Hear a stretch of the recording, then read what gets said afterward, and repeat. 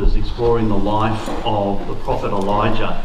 And if you are unfamiliar with Elijah, just remind yourself that 1 and 2 Kings, and also on YouTube there are some great YouTube videos there on the lessons from Elijah's life, and the Bible Project also have a great opportunity to look at 1 and 2 Kings. Now it's always interesting, I find, that back in the beginning of the year, back in January, usually the first week in January, I set out the 52 Sundays in the year, and I pray and think about, okay, Lord, what is it that you would like us to think about? And it just astounds me of how often, I shouldn't be astounded, but it astounds me how often things just work out without me planning it. And so today, here we are talking about 1 Kings chapter 18, which is about prayer. And what have we been doing this month of August is praying. And we come to 1 Kings chapter 18, where we explore Elijah's prayer. And in the New Testament, in the book of James, the New Testament book of James says Elijah was a man just like us. And that's really comforting, that he wasn't this superhero Bible-caped crusader, but he was a regular, ordinary person, just like me, just like you. And James chapter 5, verse 17 goes on to say, he prayed earnestly. He prayed earnestly with confidence and with boldness that God was going to move and work. Now, so far in our story, we've learned about King Ahab. King Ahab was the wicked king, and the Bible says about King Ahab that King Ahab did more evil in the sight of God than any king before him. And King Ahab was leading God's people away from loving and serving and worshipping the one true God. And instead of people bowing down to the one true God, they were actually bowing down to idols made of wood and stone and metal. And these idols of wood, stone and metal, they had eyes but they couldn't see. They had ears but they couldn't hear. They had hands but they couldn't help. And they called them their gods. So God said to Elijah, I'm going to turn off the rain for 3 years so that people will realise that they need to get right with me. And so there's no rain for 3 years. And then last week we saw the dramatic climactic showdown on Mount Carmel where God lights the fire, consumes the altar and the offering, and that the people declare, the Lord is God, the Lord is God. And then after all of that, Elijah earnestly prays. Let's pick the story up in 1 Kings chapter 18, verse 42. Elijah climbed to the top of Mount Carmel and bowed low to the ground and prayed with his face between his knees. Then he said to his servant, go and look out toward the sea. The servant went and looked, then returned to Elijah and said, I didn't see anything. 7 times Elijah told him to go and look. Finally, the 7th time, his servant told him, I saw a little cloud about the size of a man's hand rising from the sea. Then Elijah shouted, hurry to Ahab and tell him, climb into your chariot and go back home. If you don't hurry, the rain will stop you.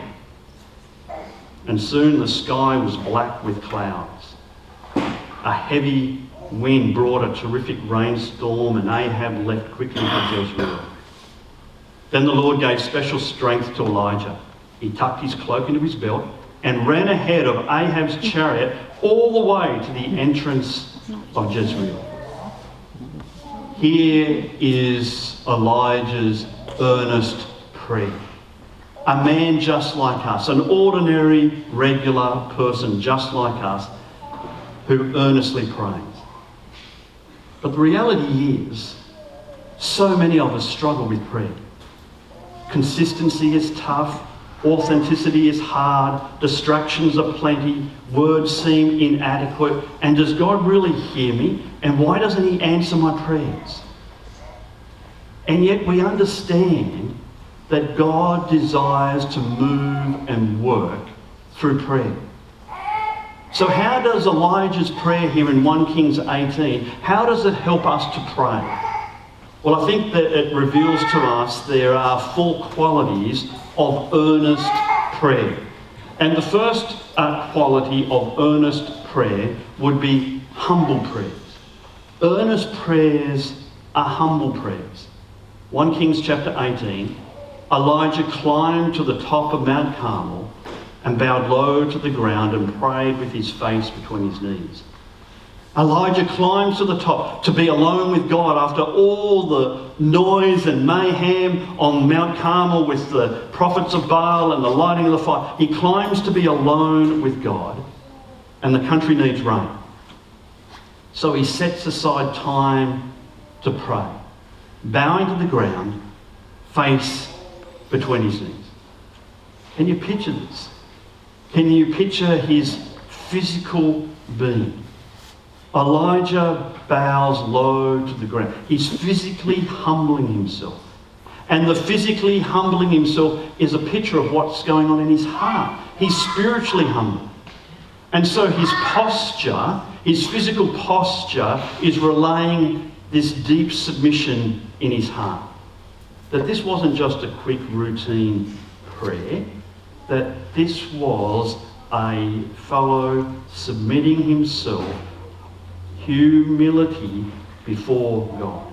You see, earnest prayer isn't just about the words that we speak, it's also about the posture.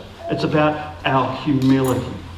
And Elijah realised he couldn't bring the rain. He realised that he was incapable of making it rain. He realised he was powerless to blow the rain clouds over the land. He knew he couldn't do anything. So he humbled himself before God, saying, God, I'm incapable. I'm powerless. But you, Lord, are capable. You, Lord, are powerful. And he humbled himself before God because he knew he couldn't bring the rain, but he knew the one who could bring the rain. One time when one of our little boys got bitten by a tick, and we didn't realise it at the time, but when he got bitten by the tick, he actually got a disease called rickettsia. And it baffled the doctors and it baffled us. And he was very, very sick. And the doctors didn't know what to do. And so, at a last resort, we called in the elders of the church and we humbled ourselves and we knelt beside his bed and we prayed for God to heal him. We knew that we didn't have the power to heal him. We knew that we were incapable, but we knew that there was a capable God and a powerful God, and we knelt beside that bed and we prayed for him that evening at about 8 o'clock, and nothing happened. And then at 6:30 that morning, I heard a noise, and the noise was our son up out of his bed, walking around, and he was healed. And we just gave thanks to God. And it says in the Bible that God opposes the proud, but gives grace to the humble. So humble yourselves under the mighty power of God, and at the right time he will lift you up. You know, look at that promise. Humble yourselves, and then at the right time God will be the one who lifts us up. And earnest prayer begins with recognising that we are dependent upon God. And so we humble ourselves before him. And when we humble ourselves before him, it precedes the miraculous that happens in our lives. And so earnest prayers are humble prayers, but earnest prayers are specific prayers. And often we have trouble with specific prayers, and we tend towards the non-specific. God bless them, God be with us, God help us, God give us strength. But Elijah was specific. God, send rain today.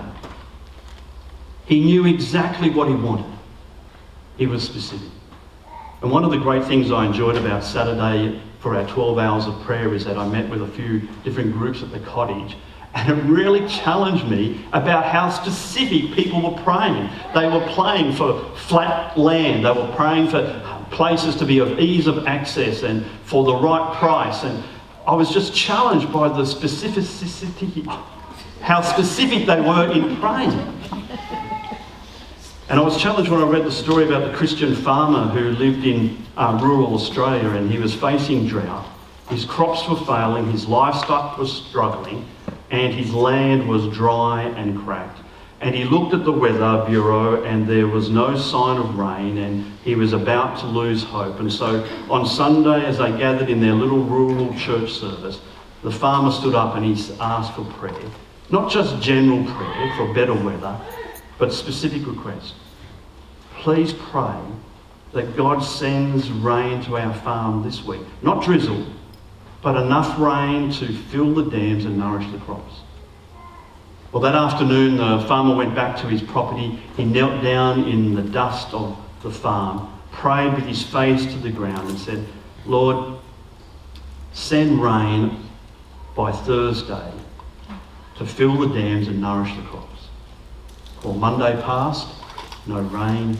Tuesday and Wednesday passed, no rain. Thursday morning, there was a steady, soaking rain across his property, and the dams filled and the crops revived.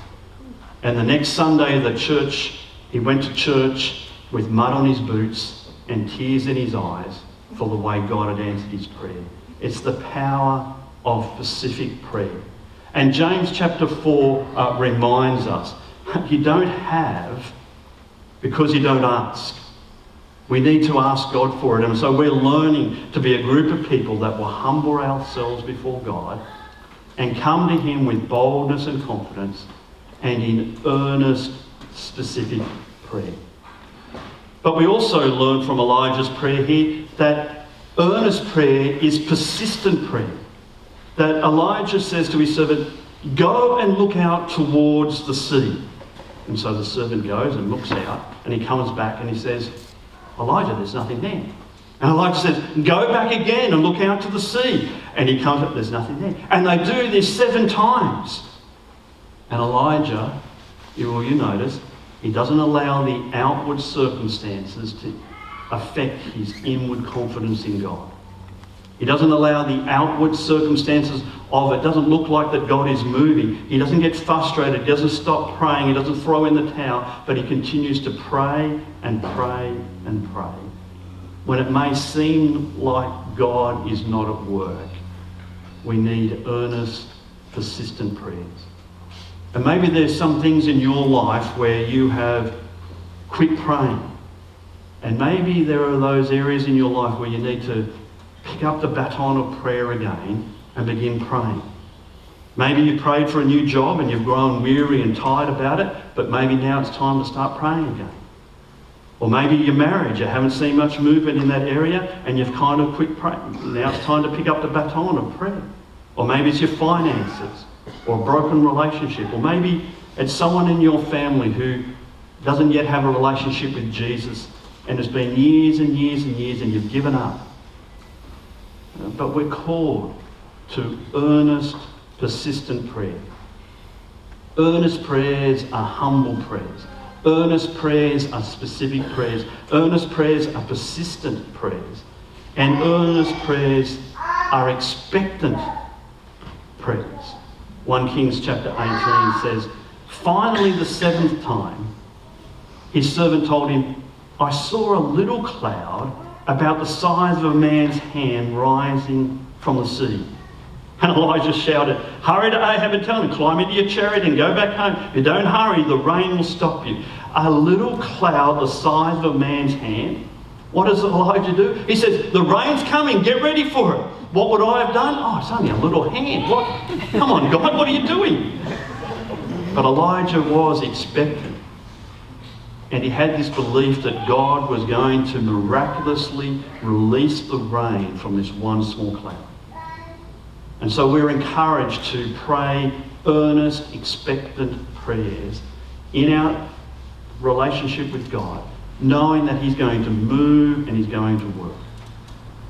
And Jesus says to us in the Gospel of Mark, he says, I tell you, you can pray for anything, and if you believe that, you receive it. It will be yours. And so God is calling us to see that he is moving and at work and he's going to work. And so what happened in this story of Elijah? Well, what happened is that in 1 Kings chapter 18, Soon the sky was black with clouds. A heavy wind brought a terrific rainstorm. God answered the prayer. God moved supernaturally on behalf of his people. That God answered their prayer. And this morning, we're going to come to our time of communion, where we realise that God answered our prayer. We needed a rescuer. We needed a saviour. And he gave us Jesus. And so as we come to communion this morning, I'm going to ask the music team of Michael and Tyler and Will, and I just thank God for these fellas. It's been wonderful to see them pick up these instruments over these last